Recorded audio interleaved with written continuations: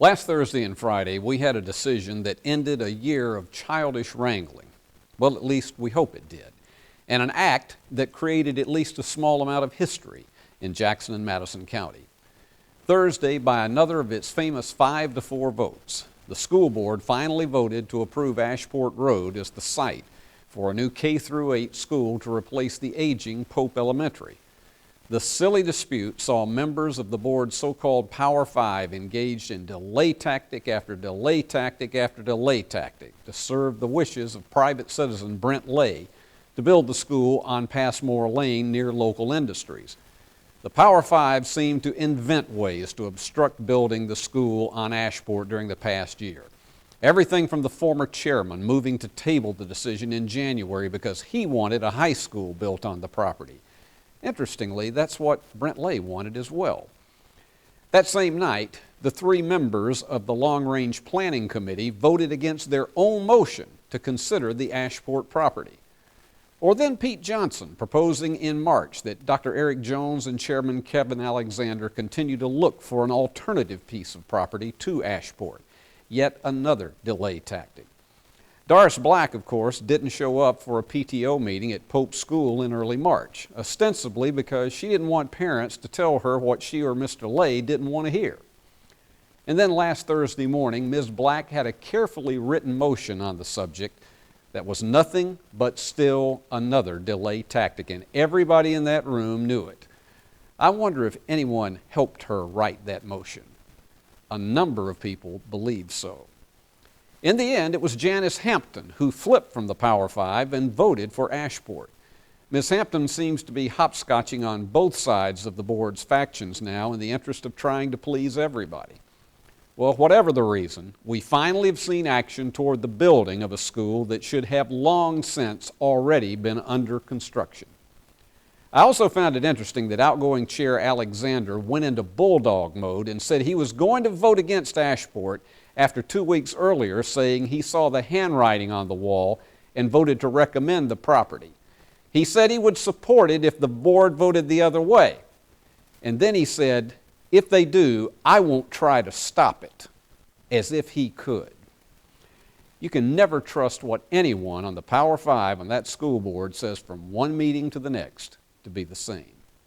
Let it also be noted that at least 3 people have told West Tennessee Today who were in attendance at a community meeting in Denmark that Pete Johnson said he would go along with the superintendent's recommendation on the location for the new school. Ray Washington stood firm in recommending Ashport.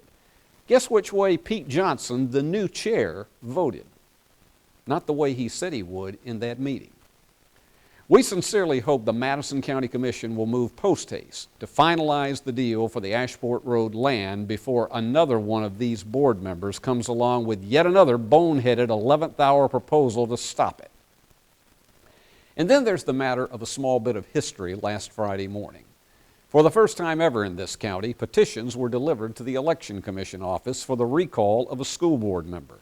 Nearly 1,200 people signed petitions to recall Doris Black, who in the last year has refused to answer emails for many District 4 people who had differing viewpoints.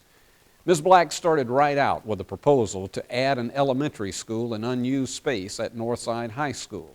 Of course, that also happened to be Brent Lay's idea that goes all the way back to his so-called Better Schools plan in 2015. But Mr. Lay is happy to credit Ms. Black with the idea now and says that's what got her elected. Ms. Black frequently voted against elements of former Superintendent Eric Jones' 10-year capital plan and in favor of things that are interestingly so close to the desires of Mr. Lay, who was influential highly in her election. Put all of that together and people in her district had enough. Some voted for her in 2018, some didn't. But if those signatures are valid, 1,200 people at least want her out.